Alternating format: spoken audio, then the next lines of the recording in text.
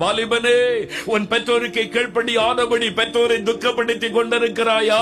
அந்த பாவத்தை விட்டு நீ மனம் திரும்ப வேண்டும். அப்பொழுதுதான் நீ ஆசீர்வதிக்கப்பட முடியும்.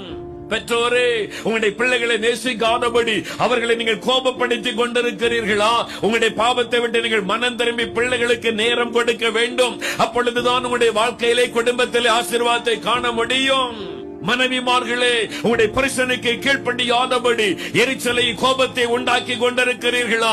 அந்த பாவத்தை விட்டு மனம் திரும்பி புருஷனுக்கு கீழ்ப்படிந்திருக்க வேண்டும். புருஷன்மார்களே, குடித்து விட்டு வந்து மனைவி அடித்து வேதனைப்படுத்தி குடும்பத்தை கவனிக்காதபடி துன்மார்க்கனாய் வாழ்க்கை வாழ்ந்து கொண்டு எப்படி நீங்கள் ஆசீர்வாதமாய் இருக்க முடியும்? இன்னைக்கு சரீரத்தில் வியாதி வேதனை.